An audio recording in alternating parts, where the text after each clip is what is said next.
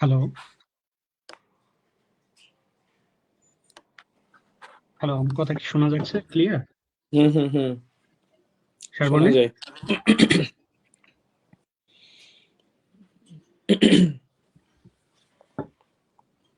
শারবনী কি শুনতে পাচ্ছ? পেজটা একটু দেখো তো, পেজে সবকিছু ঠিক আছে কিনা। জি ভাইয়া শেয়ার হইছে ১ মিনিট। আমি দেখছি সবকিছু ঠিক সাউন্ডটা ঠিক আছে কিনা। আচ্ছা, একটু দেখে আমাকে একটু জানাও যে সবকিছু ঠিক আছে কিনা, ভয়েস প্লাস ই।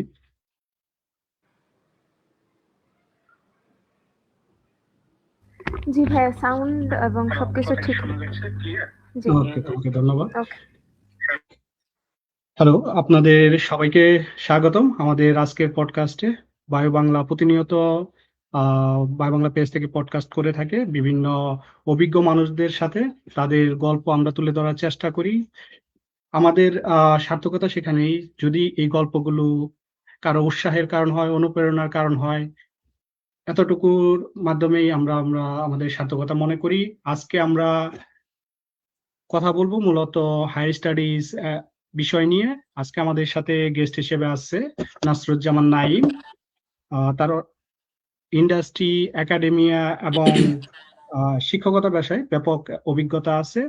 তো নাসরুজ্জামান নাঈম কাজ করেছে মূলত ওআইসি, ইন্টারন্যাশনাল একটা অর্গানাইজেশন অফ ইসলামিক কর্পোরেশন। তার কর্পোরেটেও কাজের অভিজ্ঞতা আছে। তিনি ম্যানেজার হিসেবে নিযুক্ত ছিলেন, business development and finance manager হিসেবে এশিয়া গ্রুপ টার্কিতে, ইস্তাম্বুলে। এবং শুধু সেটাই নয়, তিনি বর্তমানে শিক্ষকতা পেশায় যুক্ত আছেন বাংলাদেশে। লেকচারার হিসাবে আহ, এখন কর্মরত আছে ইউনিভার্সিটি অফ স্কলার্স, এবং অ্যাডজাঙ্ক্ট ফ্যাকাল্টি মেম্বার হিসাবে কাজ করতেছে মানারাত ইন্টারন্যাশনাল ইউনিভার্সিটিতে। পরিশেষে তার আরেকটা পরিচয় আছে, সেটা আমি বলবো যে এটা খুবই গুরুত্বপূর্ণ আমাদের জন্য। লিডারশিপের যে জায়গা, সেই জায়গা থেকে তিনি দীর্ঘ একটা কাল ইস্তাম্বুলে বাংলাদেশ স্টুডেন্ট অ্যাসোসিয়েশনের সেক্রেটারি হিসেবে নিযুক্ত ছিলেন। তো প্রথমে আমরা স্বাগতম জানাবো নাসরুজ্জামান নাঈমকে। কি অবস্থা, কেমন আছেন? জি ধন্যবাদ জনাব মাসুম হোসেন, আমাকে আজকে আপনাদের এই প্ল্যাটফর্মে সংযুক্ত করার জন্য এবং আমাকে আমন্ত্রণ জানানোর জন্য। আছি আলহামদুলিল্লাহ, ভালো আছি। সব মিলিয়ে বর্তমানে ঢাকাতে আছি আর কি। ঢাকায় একটু ঠান্ডা পড়ছে বলে মনে হচ্ছে সবার কাছে। আহ, এই আর কি অবস্থা। আচ্ছা, প্রথমেই শুরু করবো, যেহেতু আজকের কথা পুরোটাই হবে টার্কি এবং ইস্তাম্বুল নিয়ে, এবং তার পড়াশোনার ব্যাপার সবকিছুই উঠে আসবে। তো আসলে বাংলাদেশে আমি দেখে আসছি যে টার্কি যেটা হলো পরিচিত হুম হুম আমাদের সবার মধ্যে একটা জিনিস দিয়ে, সেটা হলো ড্রামা। টার্কি হুম হুম ড্রামা মোটামুটি বাংলাদেশে ব্যাপক একটা পরিচিতি লাভ করছে, প্লাস হুম হুম অটোমান সাম্রাজ্য। তো সবকিছু মিলিয়ে আহ যেহেতু দীর্ঘকাল ইস্তাম্বুলে থাকা হয়েছে, তো হুম। মানে এই আপনার কাছে টার্কিটা কি, মানে কি হিসাবে আসলে রিপ্রেজেন্ট ওরা করছে আচ্ছা আচ্ছা। জি ধন্যবাদ মাসুম আপনাকে। প্রথমত আমি আসলে টার্কিতে আছি হচ্ছে আজকে প্রায় ৭.৫ বছর মতো হচ্ছে। আমি আসলে 2018-এ প্রথম আমি টার্কিতে যাই। আপনারা হয়তো জানেন টার্কির গভর্নমেন্ট স্কলারশিপ একটা আছে। সেটা হচ্ছে প্রেসিডেন্সি, টার্কির যে প্রেসিডেন্সি তাদের পক্ষ থেকে দেওয়া হয় আর কি, টার্কিশ প্রেসিডেন্সির পক্ষ থেকে। তো এই স্কলারশিপটা মোস্টলি তুর্কিয়ে বুর্সলারি নামে পরিচিত। এবং আপনি আসলে এই সময়ে এই প্রোগ্রামটা অ্যারেঞ্জ করেছেন, এজন্য আপনাকে অনেক ধন্যবাদ মাসুম। কারণ প্রত্যেক বছর আসলে এই সময়টাতেই বা এই যে টার্কিশ গভর্নমেন্ট স্কলারশিপ যেটা যেটা একটা অবভিয়াসলি প্রত্যেক দেশের গভর্নমেন্ট স্কলারশিপ একটা প্রেস্টিজিয়াস স্কলারশিপ। তো এই সময়ে আসলে অ্যাপ্লিকেশন পিরিয়ডটা শুরু হচ্ছে। যেমন এই বছরের অ্যাপ্লিকেশন পিরিয়ড শুরু হচ্ছে জানুয়ারির 10 তারিখ থেকে ফেব্রুয়ারির 10 তারিখ পর্যন্ত। 1 মাসের একটা অ্যাপ্লিকেশন উইন্ডো থাকবে ব্যাচেলার্স, মাস্টার্স এবং পিএইচডির জন্য। আসলে আমরা আমরা যে ব্যাপারটা স্কলারশিপের ব্যাপারটা নিয়ে আসবো, বাট হ্যাঁ ওভারঅল টার্কি যে হ্যাঁ, অ্যাজ এ টার্কির এক্সপিরিয়েন্স কান্ট্রি আমি বলতেছি সেই জাস্ট। হ্যাঁ, জিনিসটা আমরা প্রথমে জানার চেষ্টা করবো হ্যাঁ, প্রথমেই। জি জি জি, আমি এটা বললাম যে সময়টা ভালো, এই জন্য বললাম আর কি আপনার আচ্ছা। প্রোগ্রামের। তো টার্কির এক্সপিরিয়েন্স হিসেবে যদি বলতে চাই, আপনি যেটা বললেন, আমিও যখন টার্কি যাই বা টার্কি যখন আমি ফার্স্ট অ্যাপ্লাই করি, তখন আসলে অ্যাপ্লাই করার সময় তো একটা, যেটা আপনি বলতেছিলেন যে একটা অটোমান হিস্ট্রি থেকে বলেন বা হিস্টোরিক্যালি টার্কি হচ্ছে অনেক লং একটা হিস্ট্রি আছে তার।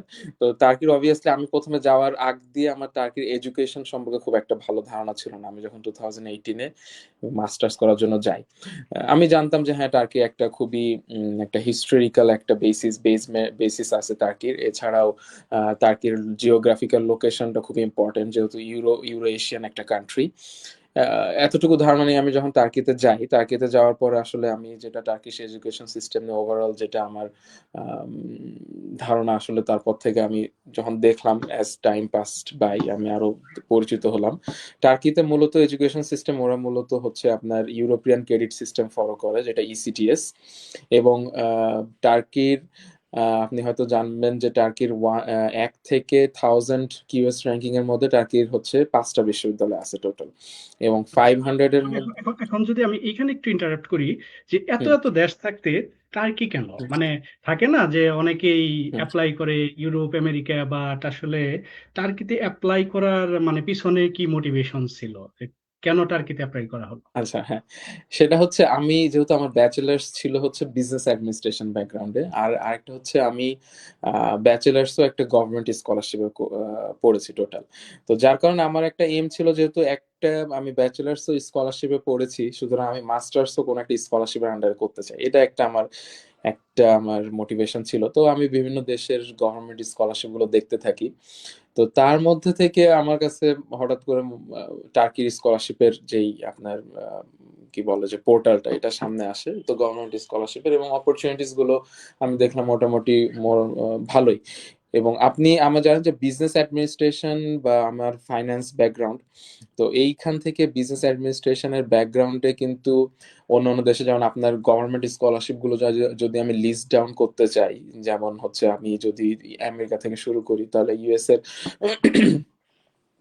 ফুল ব্রাইট, বা আপনার হচ্ছে ইউকের কমনওয়েলথ বলেন, এরপরে হচ্ছে সুইস গভর্নমেন্ট স্কলারশিপ হতে পারে ইউরোপের, তো বা জার্মানির ড্যাড স্কলারশিপ। তো ওই সমস্ত স্কলারশিপ গুলো হচ্ছে আপনার মানে ডিরেক্টলি আমি আমার ফাইন্যান্স ফোকাসডে সাবজেক্ট গুলো ওরকম পাই নাই, আর পেলেও যে হচ্ছে ওগুলো অনেক বেশি কম্পিটিটিভ ছিল।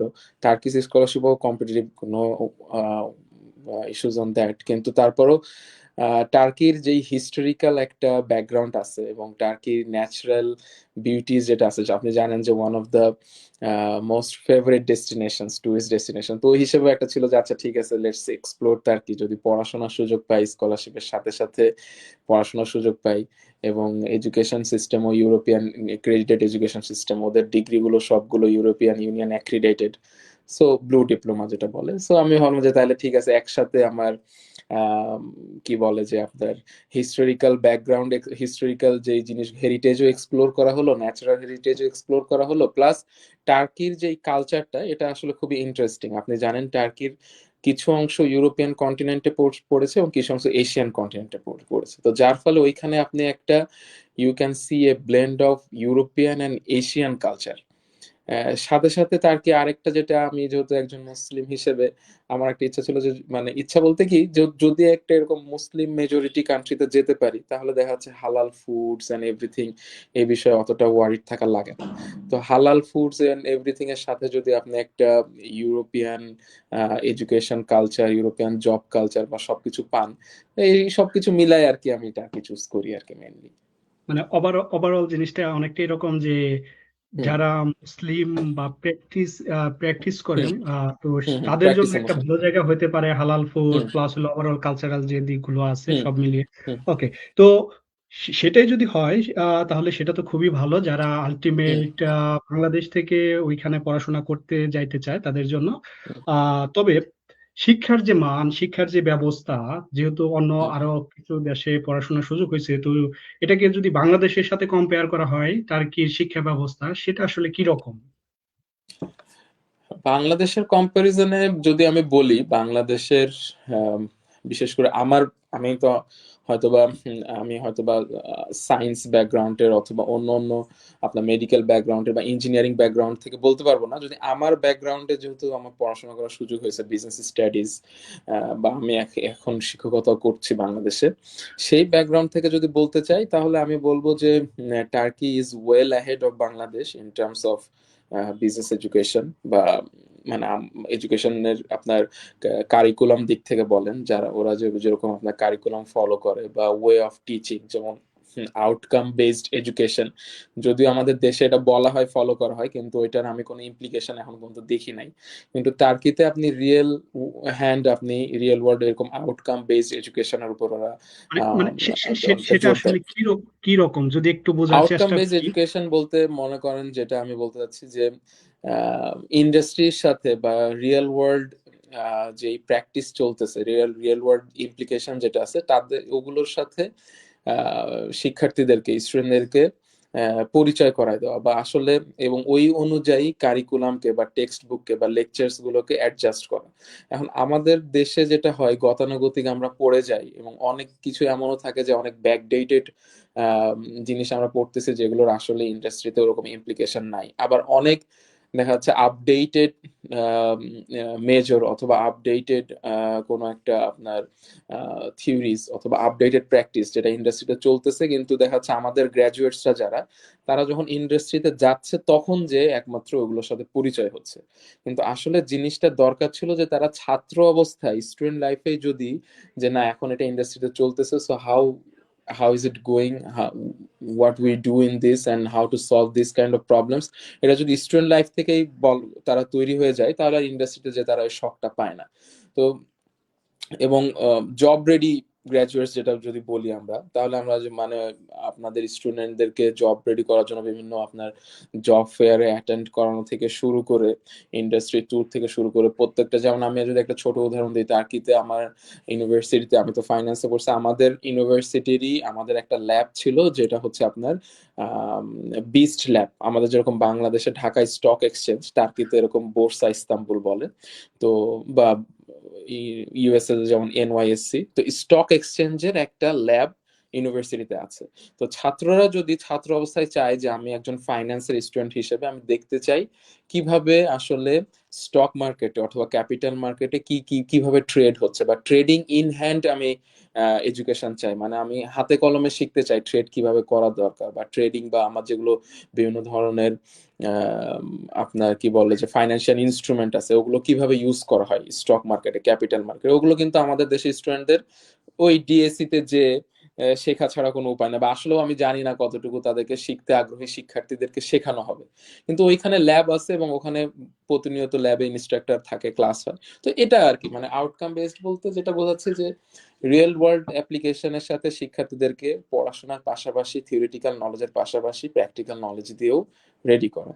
এই মানে জিনিসটা কি অনেকটা এরকম যে আলটিমেট একজন মাস্টার্স করতেছে টার্কিতে, হুম সেটা হতে পারে ফাইন্যান্স, ইকোনমি বা হুম হুম হুম। ম্যানেজমেন্টে, তো তার কি ওইরকম কোনো সুযোগ আছে যে আলটিমেট একটা কোম্পানিতে কাজ করবে পড়াশোনার পাশাপাশি, বা ইউনিভার্সিটি থেকে ওই ধরনের ফ্যাসিলিটি প্রোভাইড করে যে সে হ্যাঁ হ্যাঁ, পড়াশোনা। ইউনিভার্সিটি ওরকম ফ্যাসিলিটিস আছে। ইভেন মোস্ট অফ দ্য ইউনিভার্সিটিতেই, যেমন আমার ইউনিভার্সিটি ইস্তানবুলে, আমার ইউনিভার্সিটিও আছে, সব মোস্ট অফ দ্য ইউনিভার্সিটির একটা করে টেকনো পার্ক আছে। এখন মাসুম, আপনি হয়তো ইউরোপে পড়াশোনা করছেন, আপনি জানেন টেকনো পার্ক জিনিসটা কি। টেকনো পার্ক হচ্ছে আপনার ওই স্টার্ট আপ ইনকিউবেটরের মতো। তো প্রত্যেকটা ইউনিভার্সিটিতে একটা টেকনো পার্ক আছে। Techno park thousands of office আছে, আপনি যে কোনো, আপনি ফ্রিতে অফিস নিতে পারবেন। আপনি যদি এন্টারপ্রেনার হতে চান তাহলে ওইখানে আপনি নিজেকে ডেভেলপ করতে পারবেন, সকল ধরনের সুবিধা দেওয়া হবে। আপনি ওই টেকনো পার্কে যদি আপনি চান কোনো ইন্টার্নশিপ করতে চান, এবং ইন্টার্নশিপ করার মাধ্যমে রিয়েল ওয়ার্ল্ড বিজনেস প্র্যাকটিসের সাথে আপনি পরিচিত হতে চান, ওইটা পারবেন। এছাড়াও জব ফেয়ার গুলোর মাধ্যমে অবভিয়াসলি স্টুডেন্টদেরকে, যারা জব করতে চায় তাদেরকে একটা জব সিকিউরিটি দেওয়ার চেষ্টা করা হয়। সো ট্রেনিং অ্যান্ড ডেভেলপমেন্টের ক্ষেত্রে এরকম রিয়েল ওয়ার্ল্ড বা রিয়েল ইন হ্যান্ড ট্রেনিং তারা দেওয়ার চেষ্টা করে। আচ্ছা, সেই ক্ষেত্রে দেখা গেছে যে অনেক দেশেই ফরেনার যারা থাকে তাদের ক্ষেত্রে স্পেশালি অপরচুনিটি গুলা লিমিটেড থাকে, তো টার্কির ক্ষেত্রে সেটা কি ওরা কিভাবে আসলে ওরা ম্যানেজ করে? টার্কির ক্ষেত্রে আসলে আমি ফরেনার স্টুডেন্ট তো স্টুডেন্টই, মানে ওরা, আমি একটা জিনিস দেখছি যেটা খুবই ভালো লাগছে, সেটা হচ্ছে স্টুডেন্টদের ক্ষেত্রে সে কোনো ধরনের ডিসক্রিমিনেশন নাই। মানে আপনি স্টুডেন্ট, এটা হচ্ছে আপনার ফার্স্ট আইডেন্টিটি। তো আপনার nationality, regardless of your nationality, অন্তত এডুকেশনাল সেক্টরে এ ধরনের কোনো ডিসক্রিমিনেশন নাই। হ্যাঁ, এটা হয়তো বা আপনার সোশ্যাল লাইফে স্বাভাবিকভাবেই কম বেশি ডিসক্রিমিনেশন দু একজন ফেস করতেই পারে, এটা মানে out of the box story, হয়তো বা ওটা কোনো একটা অ্যাক্সিডেন্টাল হতে পারে, কিন্তু সুযোগ সুবিধার দিক থেকে ছাত্রদের মধ্যে কোনো ডিসক্রিমিনেশন নাই। আপনি যদি একজন ফরেন স্টুডেন্ট হিসেবে ইউনিভার্সিটি কোনো টিমে আপনি সিলেক্টেড হয়ে you can even represent turkey.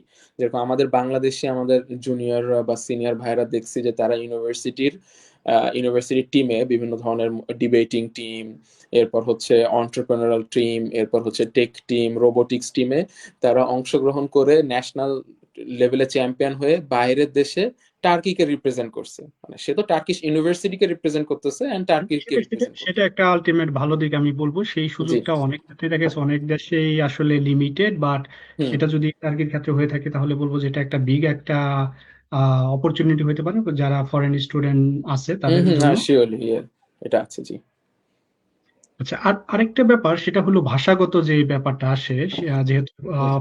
একটা ফরেন দেশ বাংলাদেশের স্টুডেন্টদের জন্য সেই ক্ষেত্রে টার্কিতে আসলে আহ, মানে এই ভাষাগত ব্যারিয়ারের ক্ষেত্রে কোনো প্রতিবন্ধকতা আছে কিনা বাংলাদেশের স্টুডেন্টদের জন্য, কোনো অপরচুনিটি গ্র্যাব করার জন্য বা নতুন কোনো জবে ঢোকার ক্ষেত্রে পড়াশোনা শেষ করার পরে?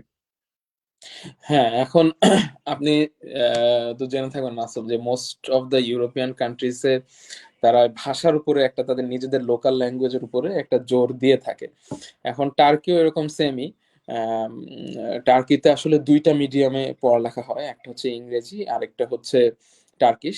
কিছু কিছু ইউনিভার্সিটিতে, যেমন টার্কিতে যেমন ইস্তানবুলে দুইটা ইউনিভার্সিটি আছে, একটা হচ্ছে তুর্ক জার্মান ইউনিভার্সিটি, সেখানে ফুললি জার্মান ল্যাঙ্গুয়েজে পড়াশোনা করা হয়, আরেকটা আছে গালাতাসারাই ইউনিভার্সিটি, যেখানে ফুল ফ্রেঞ্চ ল্যাঙ্গুয়েজে পড়াশোনা হয়।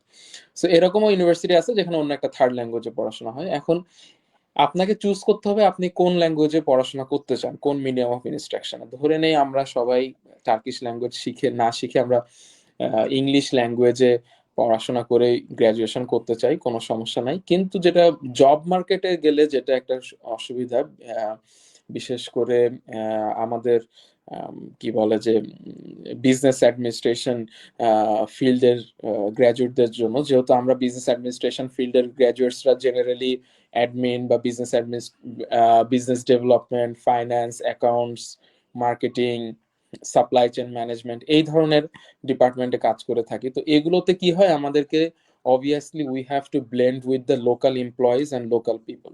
তো লোকাল এমপ্লয়ি এবং লোকাল পিপলদের সাথে ব্লেন্ড হওয়ার জন্য, তাদের সাথে কমিউনিকেট করার জন্য তখন অবশ্যই ভাষাটা দরকার হবে। সো টার্কিশ ভাষা জানা ম্যান্ডেটরি না হলেও আমি বলবো যে which is one of the core skill to get job after getting graduated from a Turkish university. So টার্কিতে থাকার জন্য হলেও এটা একটা ওয়ান অফ দ্য মানে কোর রিকোয়ারমেন্টস। তো যার কারণে সবাই আসলে শিখে ফেলে, এবং টার্কিশ এবং ওখানকার যারা আপনার যারা এমপ্লয়াররা আছে তারাও এক্সপেক্ট করে একজন ইন্টারন্যাশনাল স্টুডেন্ট, ঠিক আছে, কিন্তু একজন ইন্টারন্যাশনাল স্টুডেন্ট হিসেবে obviously excuse me, you have a strong point যে আপনার ইংলিশ ল্যাঙ্গুয়েজ স্কিল আছে বা ফরেন ল্যাঙ্গুয়েজ স্কিল আছে। এর সাথে সাথে তারা এক্সপেক্ট করে যে আপনার অবভিয়াসলি একটা টার্কিশ ল্যাঙ্গুয়েজ স্কিল থাকবে, যেন আপনি লোকালদের সাথেও কমিউনিকেট করতে পারেন। সো আমার যেটা থাকবে যে যদি টার্কিতে কারো এরকম পড়ালেখা করার পরে জব করার জন্য অথবা সেটেল হওয়ার ইচ্ছা থাকে, obviously language is a must. আচ্ছা, আরেকটা জিনিস বোঝার চেষ্টা করব, সেটা হলো বাংলাদেশ থেকে যেহেতু এখন ইনফরমেশন ফুললি ওপেন হয়ে গেছে, ইন্টারনেটের অ্যাক্সেস সবার কাছে আছে স্পেশালি, হুম তো সেই ক্ষেত্রে মানে রেশিওটা কিরকম এখন, কি পরিমাণে স্টুডেন্ট প্রতি বছর টার্কিতে পড়াশোনার জন্য যাচ্ছে, আর তাদের ধরনটা কিরকম, তারা কি ব্যাচেলর করতে যাচ্ছে নাকি মাস্টার্স নাকি পিএইচডি, মানে যদি নাম্বারের দিক হুম দিয়ে বলা হয় সেটা হুম কিরকম? নাম্বারের দিক থেকে যদি বলি, এখনো আসলে অনেক বাংলাদেশিদের যাওয়ার সুযোগ আছে, কারণ মোস্ট অফ দ্য ইউনিভার্সিটিতে ফরেন সিট গুলো, আমাদের বাংলাদেশিদের জন্য সিট আছে, তো ফরেন সিট গুলো মোস্ট অফ দ্য ইউনিভার্সিটিতে দেখা যাচ্ছে ফাঁকা থাকে এখনো। তো মেইনলি যারা বাংলাদেশ থেকে স্কলারশিপে যায়, মেনলি যারা বাংলাদেশ থেকে টার্কিতে যায় তারা মেনলি সবাই স্কলারশিপ নিয়ে যায়। তো প্রত্যেক বছর দেখা যাচ্ছে নিয়ার অ্যাবাউট 100 স্টুডেন্টস যায়। হ্যাঁ, তো 100 জন মতো যায়, 100 জনের মধ্যে হয়তো বা বেশিরভাগই হচ্ছে আন্ডার গ্র্যাড বলতে পারেন, 40% আন্ডার গ্র্যাড থাকে, আর বাকি 30% মাস্টার্স থাকে, 30% পিএইচডি। এই, এবং বেশিরভাগই এনারা হচ্ছে ওই টার্কিশ গভর্নমেন্ট স্কলারশিপের আন্ডারে যায়। কেউ কেউ হচ্ছে টার্কির বিশেষ করে সায়েন্স স্টুডেন্টদের জন্য আরো বেশি ফান্ড সহ স্কলারশিপ আছে, যেটাকে টুবিটাক স্কলারশিপ বলে, টার্কিশ সায়েন্স মিনিস্ট্রির আন্ডারে, ওই স্কলারশিপের আন্ডারে অনেকে যাচ্ছে। আর হচ্ছে টার্কিশ রিলিজিয়াস মিনিস্ট্রি, ধর্ম মন্ত্রণালয়ের পক্ষ থেকে একটা স্কলারশিপ আছে, যেখানে সাধারণত ইসলামিক থিওলজি বা কোরআনিক সায়েন্স এগুলোর উপরে পড়তে অনেকে যান, এগুলোর উপরে কিছু যায়। তবে মোস্টলি যারা যায় গভর্নমেন্ট স্কলারশিপ এবং হচ্ছে আপনার এই যে সায়েন্স মিনিস্ট্রির স্কলারশিপটাতে যায়। এখানে 100 বলতে পারেন। আচ্ছা, এখানে যদি দেখা হয় যে সায়েন্সের স্টুডেন্ট, বিজনেস ম্যানেজমেন্টের স্টুডেন্ট, প্লাস হলো হুম, অন্য যে সোশ্যাল সায়েন্সের আরো কিছু থাকতে পারে, তো এই এই হুম। এই ইটা কিরকম, রেশিওটা কিরকম, কোন ফিল্ডের কিরকম স্টুডেন্ট যাচ্ছে? রেশিওটা সবচেয়ে বেশি আমি যদি বলি, লাস্ট লাস্ট 4 ইয়ার্স যদি বলি, লাস্ট 4 to 5 ইয়ার্স এর ইঞ্জিনিয়ারিং এর সবচেয়ে বেশি যাচ্ছে। ইঞ্জিনিয়ারিং এবং সায়েন্স ব্যাকগ্রাউন্ডে সবচেয়ে বেশি যাচ্ছে। এরপরে হচ্ছে সোশ্যাল সায়েন্সের বেশ কিছু ডিপার্টমেন্ট আছে, ওগুলোতে যাচ্ছে। যেমন ইঞ্জিনিয়ারিং ডিপার্টমেন্ট বলতে হচ্ছে, আপনি তো জানেন turkey is doing very good in terms of mechanical engineering, mechanical innovations, যেরকম আপনি ড্রোন বলেন বা আপনি ওয়ার টেকনোলজি, বিভিন্ন কিছু ইনোভেট করতেছে। তো যার কারণে তারাও ইঞ্জিনিয়ারিং স্টুডেন্টদেরকে অ্যাট্রাক্ট করতেছে আর কি। যার কারণে CSE, mechanical engineering, electrical engineering এখানে বেশ বড় একটা অংশ যাচ্ছে। তার সাথে সাথে কিছু আপনার যদি সোশ্যাল সায়েন্স থেকে বলি তাহলে ইকোনমিক্স, মেরিটাইম ল, এরপর হচ্ছে বিজনেস অ্যাডমিনিস্ট্রেশনে অবভিয়াসলি যাচ্ছে বেশ কিছু। এর সাথে সাথে হিস্ট্রি, যেহেতু turkey is very vast in history, কিছু দুই একজন থাকে এরকম যারা হিস্ট্রিতে পড়ার জন্য যাচ্ছে। এই, তবে মোস্টলি আপনার যদি র্যাঙ্ক আচ্ছা, করা আমরা যায় ইঞ্জিনিয়ারিং। হ্যাঁ, আমরা মূলত আজকে স্ট্রিম বা অন্য ব্যাপারগুলো নিয়ে কথা বলবো না। মেইনলি আমরা থাকার চেষ্টা করবো বিজনেসের মধ্যে, কারণ হুম, বিজনেস স্টাডিতে আমার যতটুকু মনে হয়েছে, আমার অভিজ্ঞতা থেকে, যে হুম, আলটিমেট এই ফিল্ডে অপরচুনিটি খুবই কম স্কলারশিপ নিয়ে পড়াশোনার জন্য, কম। যেটা হুম, বহির্বিশ্বের ক্ষেত্রে।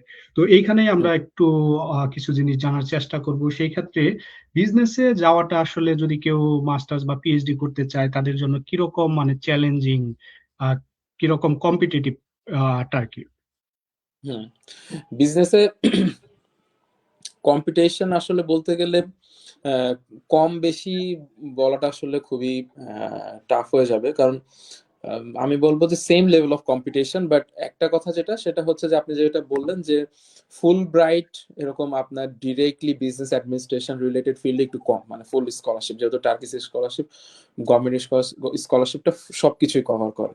তো যার কারণে লুক্রেটিভ হওয়ার কারণে মোটামুটি টাফ, টাফ বলবো না, মোটামুটি কম্পিটিটিভ, কিন্তু আপনার অপরচুনিটিস অনেক আছে। কারণ টার্কি আপনি জানেন যে জিওগ্রাফিক্যাল লোকেশন যদি আপনি চিন্তা করেন, বা আপনার এখন টপ 10 জিডিপিস, টার্কি একটা টপ 10 জিডিপিস ইন দ্য ওয়ার্ল্ড। তো যার কারণে বিজনেস কিন্তু এক্সপ্যান্ড এখানে অনেক বেশি হচ্ছে।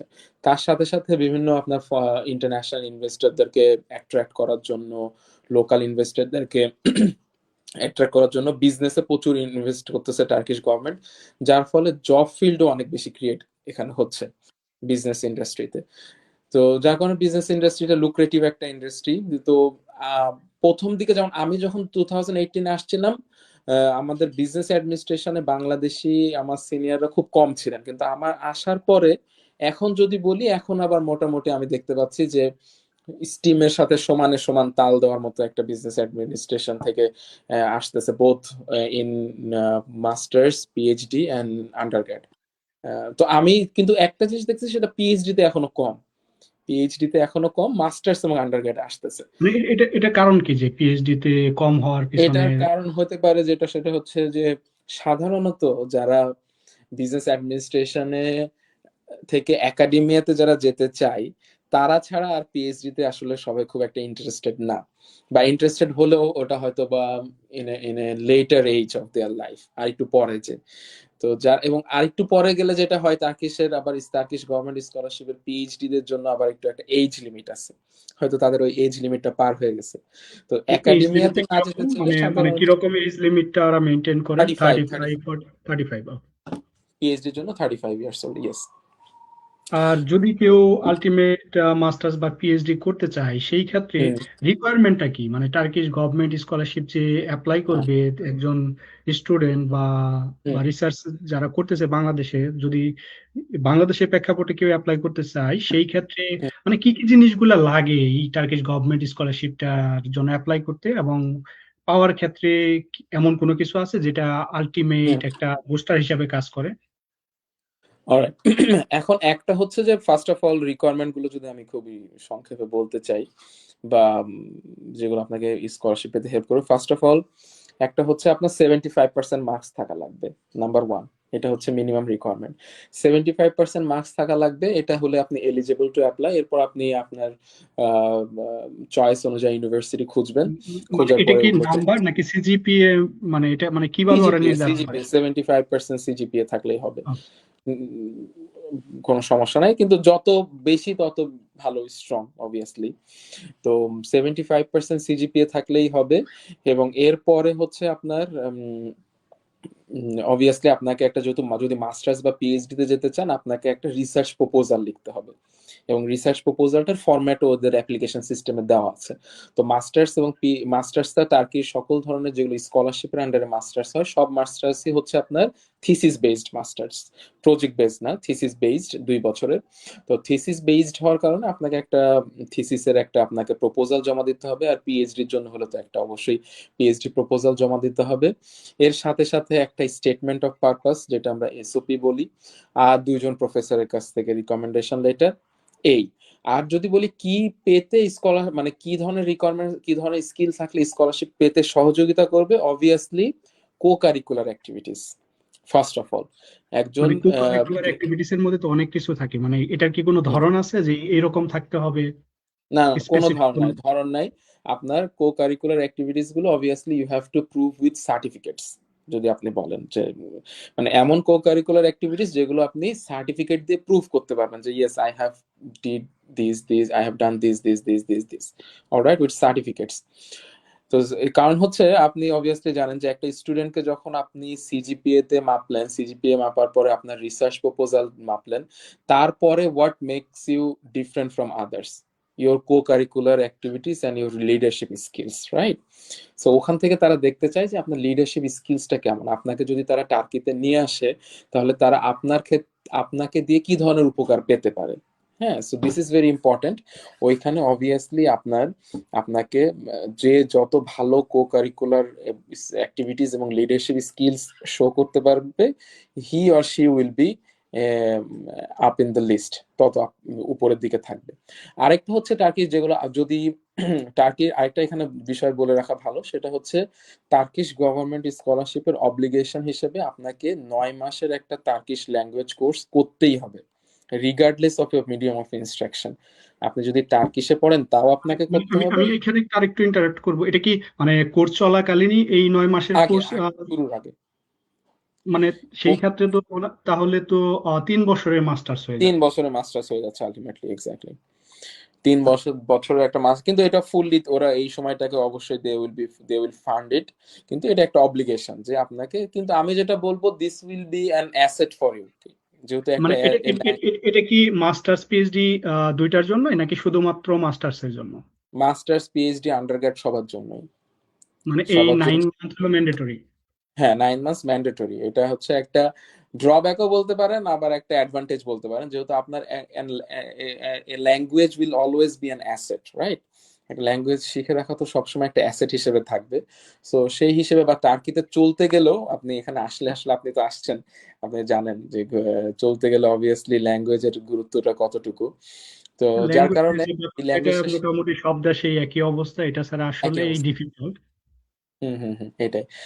আরেকটা যেটা তো এটা শিখতে হবে আপনাকে, কিন্তু আপনি টার্কি যদি হাই র্যাঙ্কড স্কুলগুলোতে, হাই র্যাঙ্কড ইউনিভার্সিটিস গুলোতে যদি আপনি অ্যাডমিশন পেতে চান, অবশ্যই আপনাকে ল্যাঙ্গুয়েজ স্কিল শো করতে হবে। ল্যাঙ্গুয়েজ স্কিল, কারণ তারা ইংলিশ ল্যাঙ্গুয়েজের কোর্সগুলো নিয়ে থাকে। তো ল্যাঙ্গুয়েজ স্কিল শো করার জন্য আপনাকে অবভিয়াসলি আইএলস অথবা টোফেল স্কোর লাগবে। টার্কিশ ইউনিভার্সিটিস গুলো সাধারণত টোফেল স্কোর প্রিফার করে। আর হচ্ছে আপনার যদি জিআরই অথবা জিম্যাট থাকে, তাহলে অবভিয়াসলি ওই স্কোরটা আপনাকে লিস্টের উপরে রাখবে। আরেকটা জিনিস এখানে খুব ভালো আছে, সেটা হচ্ছে আপনার যদি একটা স্ট্যান্ডার্ড জিম্যাট অথবা জিআরই স্কোর থাকে টার্কিশ গভর্নমেন্ট, এবং আপনি যদি স্কলারশিপের জন্য সিলেক্ট হন, আপনাকে টার্কিশ যে স্কলারশিপ অথরিটি, তারা স্কলারশিপ স্টাইপেন্ডটা ডাবল করে দিবে। সো দিস ইজ মানে এ গুড পয়েন্ট। যদি কারো ভালো আইএলটিএস এবং বা টুফেল বা জিআরই স্কোর ভালো জিআরই বা হয় জিম্যাট সেক্ষেত্রে থাকে, ডাবল হয়ে হ্যাঁ যাবে স্কলারশিপ। হ্যাঁ ডাবল হয়ে যাবে। যেরকম আমাদের এখানে লাস্ট ইয়ারে একজন আসছে মাস্টার্সে, তার জিম্যাট ছিল, সরি জিআরই ছিল 303 বা 4। So okay. He he had come here for masters, তো তার স্টাইপেন্ড ডাবল। এরকম আন্ডার গ্রেডের ছেলেরা আছে যাদের স্যাট স্কোর আছে 1200-র উপরে, তারা ডাবল স্কলারশিপ পাচ্ছে। এরপর আমাদের আরেকজন বড় আপু আছেন, উনি পিএইচডি করতেছেন, ওনারও জিআরই ছিল 300 অ্যাবভ, 300, ওনার আরেকটু বেশি ছিল, 310 ছিল মনে হয়, উনিও ডাবল স্টাইপেন্ড পাচ্ছে। সো নর্মালরা যখন আপনার 9000 লিরা পায়, আপনার যদি একটা স্কোর থাকে, আপনি যদি স্কোর সাবমিট করেন, তাহলে ওই স্কোরের সাথে আপনার স্টাইপেন্ড ডাবল হয়ে আপনি 18,000 লিরা পাবেন। ঠিক আছে। সো এবং এটার সাথে আরো পরবর্তীতে আপনি যদি রেজাল্ট ভালো করেন, আপনি যদি কোন একটা কোয়ার্টাইলসে, যেমন Q1 Q2 Q3 Q4 এ পাবলিকেশন করেন পড়া অবস্থায়, তাহলেও আপনি ডাবল স্কলারশিপের আবেদন করতে পারবেন। So, অনেক ধরনের সুযোগ সুবিধা আছে আসলে। আচ্ছা, এই ক্ষেত্রে আমি আর একটু জানার চেষ্টা করব আসলে জীবনমান এবং খরচের যে ব্যাপারটা, হ্যাঁ, ইস্তাম্বুলের। হুম, তো এই স্কলারশিপ যেটা গভর্নমেন্ট থেকে দেয়, এটা দিয়ে কি আসলে ওভারঅল কস্ট বেয়ার করা স্মুথলি পসিবল, নাকি মানে এটা হুম। একটু বোঝার চেষ্টা করবো আর কি। আচ্ছা, এখন ফার্স্ট ইয়ারে যখন আপনার এখানে আসে, যখন স্টুডেন্টরা যখন আসে, তখন আসলে ওই স্টুডেন্টদের কোনো খরচই লাগে না। কারণ হচ্ছে ওই স্টুডেন্ট তখন যখন টার্কিশ ল্যাঙ্গুয়েজ কোর্স করে, তখন আপনার গভর্নমেন্টের পক্ষ থেকে তাকে ডরমেটরিতেও ফ্রি রাখা হয়। তো ডরমেটরিতে যখন রাখা হয় তাকে, তখন ডরমেটরিতে তাকে সকালের ব্রেকফাস্ট এবং রাতের খাবারও দেওয়া হয়। এবং তাকে যে স্টাইপেন্ডটা দেওয়া হয়, এটা দিয়ে সে শুধু দুপুরের খাবার খাবে এবং তার হাত খরচ চালাবে। সো ফার্স্ট ইয়ারে ওরকম কোনো খরচ লাগে না তার। হ্যাঁ, কিন্তু অবভিয়াসলি এবং সেকেন্ড ইয়ার থেকে যখন আপনার শেষ হয়ে যাবে, ল্যাঙ্গুয়েজ স্কুল শেষ হয়ে যাবে, তখন আপনাকে গভর্নমেন্ট স্টাইপেন্ড দিবে, এবং স্টাইপেন্ডের সাথে সাথে মাস্টার্স এবং পিএইচডি স্টুডেন্টদেরকে একটা হাউস অ্যালাউন্স দিবে। এখন হাউস অ্যালাউন্স দিয়ে আপনি অবভিয়াসলি হয়তো বা নিজে একা একটা বাসানে থাকতে পারবেন না, আপনাকে শেয়ার অ্যাপার্টমেন্টে থাকতে হবে, অথবা আপনি যদি চান আপনি ডরমেটরিতেও থাকতে পারবেন। হ্যাঁ, আর যদি কেউ মনে করেন যে আমি এখানে যে স্কলারশিপটা পাবো, ওই স্কলারশিপ থেকে নিজে চলে টাকা সেভ করব আমার ফিউচারের জন্য অথবা দেশে পাঠাবো, তাহলে হয়তো বা আন্ডার কারেন্ট সার্কামস্টেন্সেস, কারেন্ট যে ইকোনমিক কন্ডিশন টার্কির, সেই কন্ডিশনের উপর বেস করে হয়তো বা সেটা সম্ভব হবে না। হয়তো আপনি খুব বেশি টাকা পয়সা সেভও করতে পারবেন না, দেশেও পাঠাতে পারবেন না, যা পাবেন এটা আপনার এখানেই ডেইলি এক্সপেন্সেসে আপনার চলে যাবে। কিন্তু অবশ্যই আপনার ওরকম হ্যান্ড টু মাউথ অবস্থা হবে না বলে আশা করি। যা পাবেন এখানে হয়তো বা একজন স্টুডেন্ট হিসেবে, ব্যাচেলার হিসেবে খেয়ে পড়ে পড়াশোনা করে থেকে চলে যেতে পারবেন। কিন্তু যদি ফ্যামিলি সহ থাকতে চান, সেক্ষেত্রে হয়তো বা আপনার জন্য কষ্টকর হয়ে যেতে পারে, বা বাড়িতে টাকা পাঠাতে চাইলে সেক্ষেত্রে কষ্টকর হয়ে যেতে পারে। ফিউচার সেভিংস কারো কারোর জন্য সম্ভব, কারো কারোর জন্য একটু কষ্টদায়ক। এই মানে ওভারঅল একজন যদি পড়াশোনা করতে চায় সেই ক্ষেত্রে সে হুম, ওভারঅল ফাইন্যান্সিয়াল ব্যারিয়ার না অবস্থায় দেখা গেছে যে সে পড়াশোনা শেষ করতে পারবে। ওকে। হুম, তো হুম, আরেকটা ব্যাপার যেটা এরকম কি মানে অন্যান্য দেশে যে একটা ইয়া থাকে, কনসুলেট বা হলে এম্বাসি থাকে বাংলাদেশে, যে ইনফরমেশন গুলো পাওয়ার জন্য, তো হুম। টার্কির কি ওইরকম কোনো ফ্যাসিলিটি আছে? যদি কেউ মানে টার্কিতে পড়াশোনা করতে চায় তাহলে ওদের কন্টাক্ট পয়েন্টটা কি হয়? কন্টাক্ট পয়েন্ট আসলে ওরকম এমবেসিতে তো যে ডাইরেক্ট ওইভাবে, এমবেসিতে যদিও একজন এডুকেশন অ্যাটাশে আছেন, কিন্তু উনি মানে বেটার হয় আপনারা যদি ওই স্কলারশিপের ওয়েবসাইট থেকে, তুর্কিয়ে বুর্সলারি ওয়েবসাইট একটা, হুম। এখান থেকে, অথবা studyinturkey.com, এখান থেকে আপনারা সকল ধরনের ইনফরমেশন পাবেন। আর আরেকটা ব্যাপার যেটা হলো ইদানিং অনেক দেশেই যে জিনিসটা ইমপ্লিমেন্ট করতেছে সেটা হলো পিএইচডির ক্ষেত্রে বিজনেসে, যে তাদের রিকোয়ারমেন্ট হয় যে আলটিমেট কিছু পাবলিকেশন থাকতে হবে। উইদাউট পাবলিকেশন তারা ইউনিভার্সিটি ডিগ্রি প্রোভাইড করে না, পিএইচডি ডিগ্রি হুম। ডক্টরেট হিসাবে তাদের করে না। সেটা সেই অবস্থা কি একই টার্কির ক্ষেত্রে, যে হ্যাঁ, হ্যাঁ, পাবলিকেশন থাকতে টার্গেট হবে? এটা both for masters and PhD. Masters যেহেতু আমি বললাম সকল মাস্টার্স থিসিস বেসড, তো মাস্টার্সে আপনার একটা পাবলিকেশন না হওয়া পর্যন্ত আপনি মাস্টার্সের যে থিসিস ওটা ডিফেন্ড করতে পারবেন না। আর পিএইচডির ক্ষেত্রে মিনিমাম দুইটা, কোনো কোনো ইউনিভার্সিটিতে তিনটা, মিনিমাম দুইটা পাবলিকেশন না হলে আপনি আপনার থিসিস ডিফেন্ড করতে পারবেন না। এটা ইন্টারন্যাশনাল স্ট্যান্ডার্ডের সাথে রেখে তারা এটা এটা ফলো করা হয়। হ্যাঁ।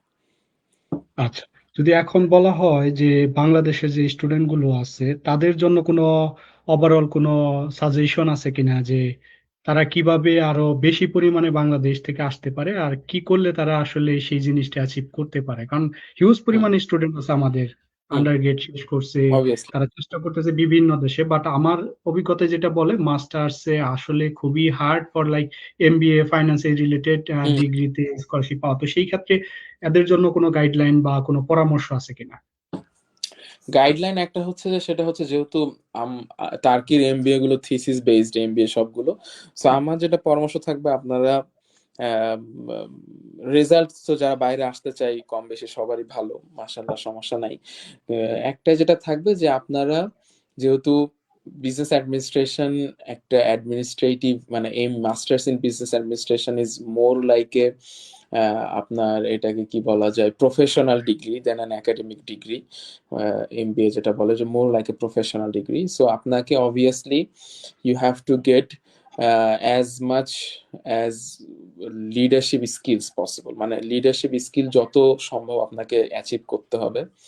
এরপরে আপনাকে কো কারিকুলার অ্যাক্টিভিটিস থাকতে হবে enough to show them that you are different from others, you are capable than others.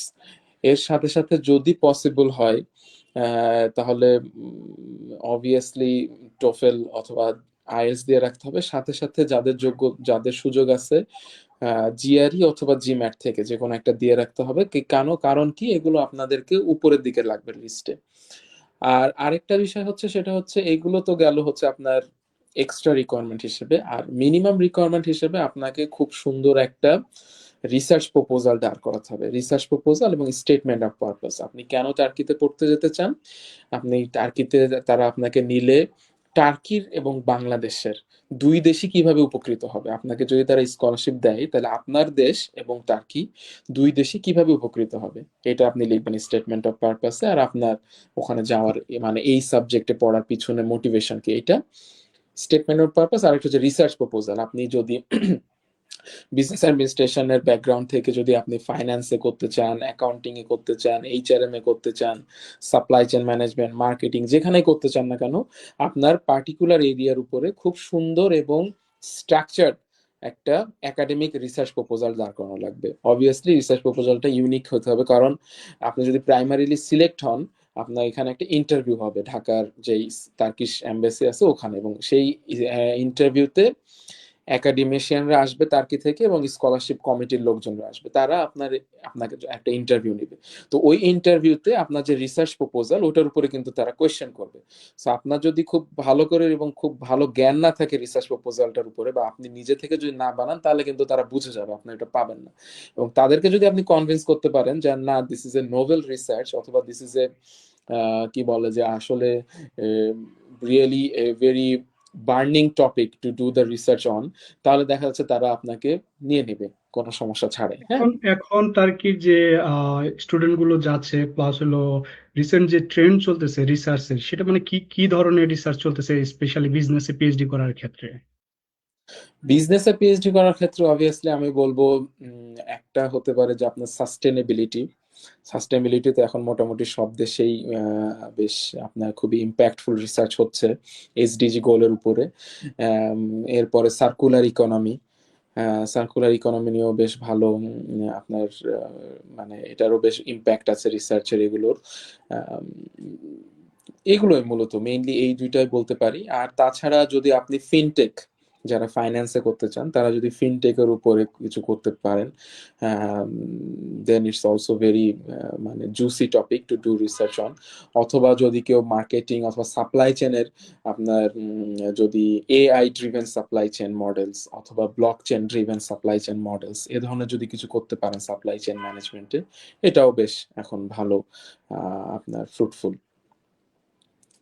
Okay, এখন আমরা মোটামুটি যেহেতু টার্কির অনেকগুলো ইনফরমেশন পেয়ে গেছি, তো এখন একটু বাংলাদেশ সম্বন্ধে জানার চেষ্টা করব। যে টার্কি থেকে তো বাংলাদেশে ফেরা হলো, তো হুম শিক্ষকতা পেশায় যুক্ত হওয়ার পিছনে যেহেতু অলরেডি এখন দুইটা ইউনিভার্সিটি শিক্ষক হিসেবে নিযুক্ত আছেন, তো হুম। এই আইডিয়াটা কিভাবে আসলো? আসলে অনেকে দেশের বাইরে থাকলে দেশে যাইতে চায় না, তো আপনার ক্ষেত্রে দেশে যাওয়ার যে মানে আমাকে দেশে যাইতে হবে, যে দেশে গিয়ে শিক্ষকতা পেশায় নিযুক্ত হওয়ার যে এটা কেমনে কিভাবে আসলো, বা কোনো আগে থেকেই কোনো প্ল্যান ছিল?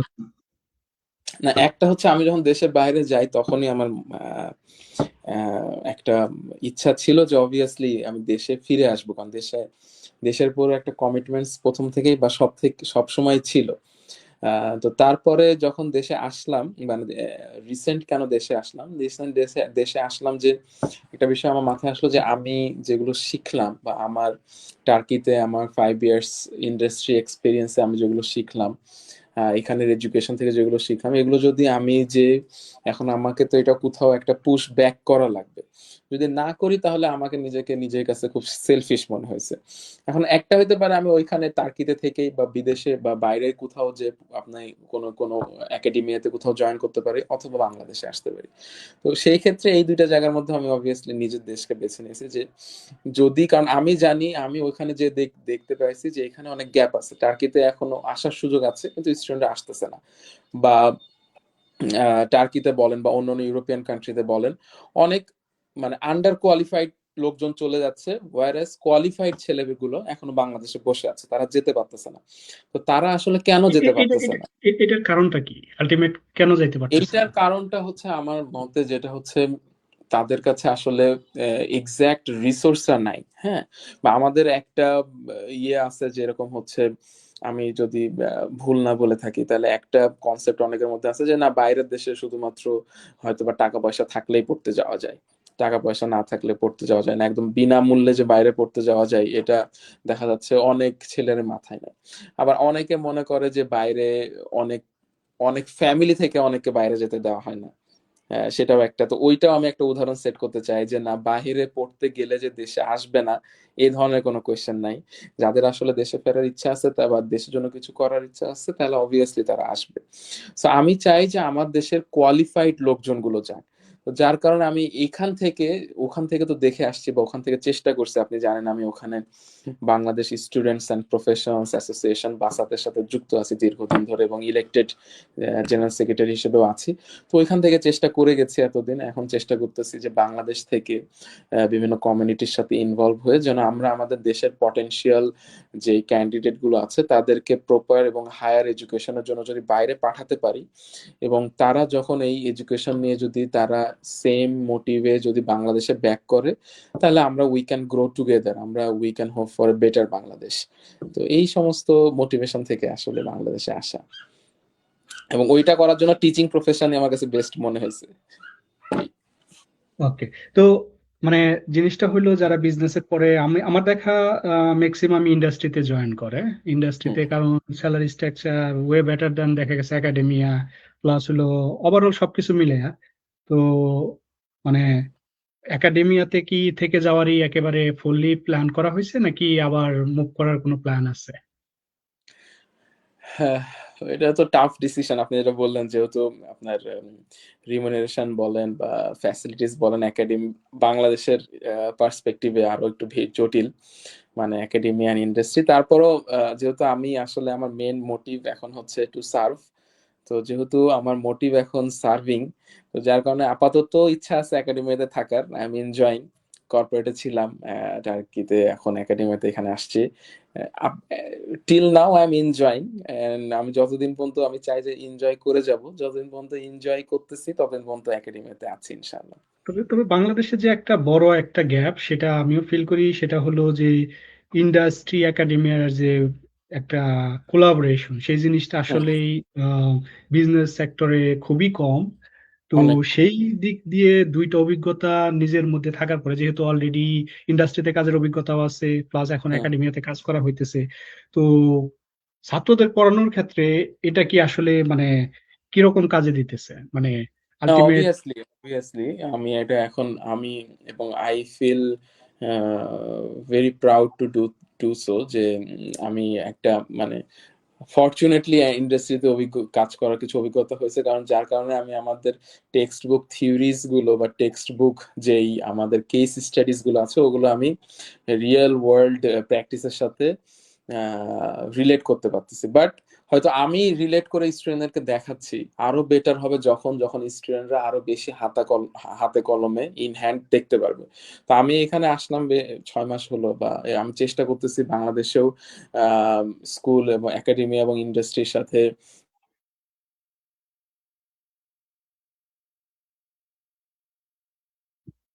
কলমে শিক্ষাটা পায়। এবং বিজনেস অ্যাডমিনিস্ট্রেশনের লেকচারারদের জন্য আমি মনে করি this is very important to have some industrial experience or industrial work experience or industrial, এটাকে কি বলে, কোলাবোরেশন। কারণ কি হয়, যখন যেহেতু আমরা বিজনেস বা সব সব ডিপার্টমেন্টে আমি বলবো, কারণ হচ্ছে যখন আমরা আসলে গ্র্যাজুয়েটদেরকে তো তৈরি করি ইন্ডাস্ট্রিতে কাজ করার জন্য, তো গ্র্যাজুয়েটদেরকে যদি আমরা ইন্ডাস্ট্রিতে আসলে how it works in real life যদি না বলতে পারি তাহলে আসলে একটু টাফ। তো ভালো হয়েছে আমার জন্য, আমি মনে করি এটা আমার জন্য অনেক হেল্পফুল হয়েছে। এবার চেষ্টা করতেছে এখন বাংলাদেশে একাডেমি ইন্ডাস্ট্রি কোলাবোরেশনটা বাড়ানোর জন্য, দেখা যাক কি হয়। আর একটা ব্যাপার হলো, যারা বাহির থেকে যায় তাদের আসলে প্রথম দিকে অ্যাডাপ্টেশনের একটা চ্যালেঞ্জ থাকে, বাংলাদেশের পরিবেশ পরিস্থিতি, প্লাস হলো কিছু কালচারাল একটা ব্যাপারও থাকে ওয়েদার। লং টাইম বাহিরে থাকার ক্ষেত্রে। তো সেই ধরনের কি কোনো অভিজ্ঞতা বা কোনো ইয়ে আছে কিনা যেটা শেয়ার করার মতো? না, অবভিয়াসলি কি বলে যে কালচারাল শক তো অবশ্যই আছে, বিভিন্ন ইনসিডেন্টস এখন বলতে গেলে তো অনেক ধরনের ইনসিডেন্টস আছে। আহ, বা সকল ধরনের স্টুডেন্টরা দেখা যাচ্ছে, বিশেষ করে ওয়েদার, একটা আমাদের বাংলাদেশের ওয়েদার বা বাইরের একটা ওয়েদারের সাথে একটা শখ হয়। এরপরে কালচারেরও শখ হয়। বিশেষ করে আমার সবচেয়ে বেশি যেই আহ, আহ, মানে ইনসিডেন্ট গুলো হয়েছে সেগুলো আসলে mostly related to the languages, ল্যাঙ্গুয়েজের কারণে। কারণ টার্কিতে দেখা যাচ্ছে যখন আমি মার্কেট অথবা সোশ্যাল লাইফ অথবা আমার ফ্রেন্ডদের সাথে ডরমেটরিতে, তো বেশ কিছু ইনসিডেন্ট যেগুলো সেগুলো মোস্টলি আসলে ল্যাঙ্গুয়েজ শখের কারণে হয়েছে। কালচারাল শখ যেহেতু টার্কি ও মুসলিম কান্ট্রি, সো মোরাললেস অত বেশি সমস্যা হয় নাই। দু একটা ছোটখাটো ঘটনা হয়েছে যেগুলো আসলে এগুলো আসলে থাকে, এটা পার্টস অফ লাইফ। এবং এগুলো আসলে আমি বলবো যে ইন্টারন্যাশনাল স্টুডেন্টরা প্রথমে যে হয়তো প্রথম দিক দুই একটা খারাপ লাগতে পারে, কিন্তু এখন যেমন আমি যদি এগুলো মনে করি, আমি দোজ ওয়ার মাই মানে গোল্ডেন, এগুলো অনেকটা মেমোরি আর কি, মানে হ্যাঁ, মেমোরি গোল্ডেন হিসেবে থেকে মোমেন্টস, যায়। Yes, golden moments to cherish, exactly. Okay, আমাদের অলরেডি অনেক সময় কথা বলে ফেলছি, বেশি জি, সময় জি, আর জি। নিব না তো শেষের দিকে। তো আর দু একটা কোশ্চেন করেই আমরা আমাদের আজকের পডকাস্ট শেষ করব। এর মধ্যে আমি বলবো, যাদের আহ টার্কিশ গভর্নমেন্ট স্কলারশিপ নিয়ে প্রশ্ন আছে তারা কমেন্টে লিখতে পারেন, আমাদেরকে জানাতে পারেন, আমরা আমাদের গেস্টের মাধ্যমে আপনাদের মেসেজ গুলোর উত্তর দেওয়ার চেষ্টা করব। আর আরেকটা ব্যাপার, সেটা হলো দেশের বাহির থেকে বাংলাদেশে প্রচুর মানুষ ব্যাক করতে চায়, কেউ হয়তো সাহস পায় না, হয়ে ওঠে না, মানে অনেকগুলা কারণ থাকে। তো তাদের জন্য কিছু বলার আছে কিনা? হ্যাঁ, তাদের জন্য বলার যেটা সেটা হচ্ছে অবভিয়াসলি অনেক অনেক অনেক পেশেন্স নিয়ে আসতে হবে। যদি ব্যাক করতে চান, অবভিয়াসলি ওয়েলকাম, এবং আমি চাই আপনারা ব্যাক করেন। যেমন আমি মাসুম আপনার সাথে কন্ট্যাক্ট করছিলাম আমি যখন দেশে ব্যাক করতে চাইছিলাম, তো আপনি আমাকে বলছিলেন সেম কথা যে ঠিক আছে, দেশে গেলে কিন্তু পেশেন্স রাখতে হবে। তো সেটাই আর কি, যে দেশে আসলে হয়তো বা আপনার এক্সপেকটেশনের সাথে অনেক কিছু ম্যাচ করবে না, এটাই স্বাভাবিক ধরে নিতে হবে, ধরে আপনাকে আগাতে হবে, অনেক পেশেন্ট। কিন্তু আপনাকে একটা মাথায় জিনিস নিয়ে রাখতে হবে যে আপনি একটা নোবেল একটা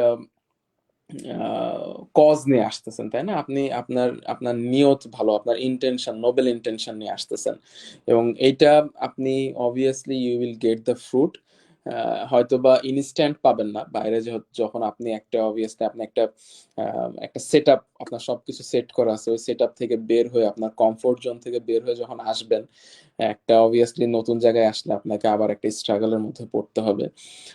ওই স্ট্রাগলটা আই হোপ খুব বেশি দিনের হবে না, এবং এটার ফ্রুট পাবেন, যেহেতু দ্য ইন্টেনশন ইজ নোবেল। আর নিজের দেশের মানুষের জন্য, নিজের দেশের গ্র্যাজুয়েটসদের জন্য, নিজের দেশের ছোট ভাই বড় ভাইদের জন্য কাজ করার মধ্যে যে মজা বা আনন্দ আছে, ওটা আপনি ওইখানে বসে পাবেন না ফর শিওর। সো আমি চাই যে নতুন বাংলাদেশ গড়ার জন্য আমাদের সবাইকে, যারা আমরা আছি বিভিন্ন জায়গায় ছড়িয়ে ছিটিয়ে, আমাদের সবাইকে this is the high time we should come back to Bangladesh and do our best. আমি চাবো এবং আমি অনুরোধ করব যে যারা আছেন বাইরে, যদি আপনারা সুযোগ থাকে তাহলে please give it A think and একটা নিয়ত করে আল্লাহর উপর ভরসা করে চলে আসেন, বাকিটা হয়ে যাবে ইনশাআল্লাহ। কিন্তু অবভিয়াসলি একটু একটু আপনার কমফোর্ট জোন থেকে যখন এখানে আসবেন, বাংলাদেশে এভরিওয়ান ইজ স্ট্রাগলিং, অবভিয়াসলি আপনাকে একটু স্ট্রাগল করা লাগবে, but it will not be that much as it was there. বা আপনার বিদেশে আমরা যেরকম স্ট্রাগল করছি বা করতে হয়, ওয়েদার থেকে সবকিছু মিলায়, ওটার চাইতে খুব বেশি হবে না আশা করি। ওকে, ধন্যবাদ নাসরুজ্জামান নাইমকে আজকে আমাদের কে সময় দেওয়ার জন্য এবং গুরুত্বপূর্ণ তথ্য টার্কিশ গভর্নমেন্ট স্কলারশিপ নিয়ে সবার মধ্যে আলটিমেট শেয়ার করার জন্য। তো আমি একটা জিনিস বলবো, যারা আপনারা বহির্বিশ্বে যেতে চান, আমরা নিয়মিত পডকাস্ট করে থাকি পলিসি, স্টিম এবং বিজনেস রিলেটেড টপিকস নিয়ে। আপনারা আমাদের সাথে যুক্ত থাকতে পারবেন। আমাদের কয়েকটা ওয়ে আছে আমাদের সাথে যুক্ত হওয়ার জন্য। আপনারা চাইলে আপনারা আমাদের ইন্টার্ন হিসাবে জয়েন করতে পারেন। বাই বাংলা পেজ থেকে আপনারা ইন ডিটেলস পাবেন। যদি আপনারা চান, আপনাদের গল্প শেয়ার করতে পারেন। আপনাদের যদি কোনো গল্প থাকে, সেটা ইন্সপায়ারিং হতে পারে, সেই গল্পটা হয়তোবা কারো জন্য উপকার বা কারো জন্য হয়তো বা অনুপ্রেরণার হতে পারে। যদি এরকম কিছু থাকে তাহলেও আপনারা যোগাযোগ করতে পারেন। সেই ক্ষেত্রে আমরা আমাদের প্ল্যাটফর্মের মাধ্যমে আপনার গল্পটা সবার মধ্যে ছড়িয়ে দেওয়ার চেষ্টা করব। এবং পরিশেষে আমি বলবো, যদি আপনারা আপনারা যদি আমাদের সাথে কাজ করতে চান, আরো কিছু সুযোগ আছে। আপনারা আমাদের কিছু প্রজেক্ট চলতেছে, সেগুলাতে ইনভলভ হতে পারেন। আপনারা আহ অতি দ্রুত আমাদের সাথে যোগাযোগ করেন এবং আমাদেরকে মেইল এবং সিভি সহকারে এবং আপনার প্ল্যান সহকারে আমাদের জানান। তো আজকের মতো এতটুকুই। আবার নাসরুজ্জামান নাইমকে ধন্যবাদ জানিয়ে এখানেই শেষ করছি, এবং যারা আপনারা শুনছেন সবাইকে ধন্যবাদ। ভালো থাকবেন। আল্লাহ হাফেজ। ধন্যবাদ মাসুম, আপনাকে। আল্লাহ হাফেজ।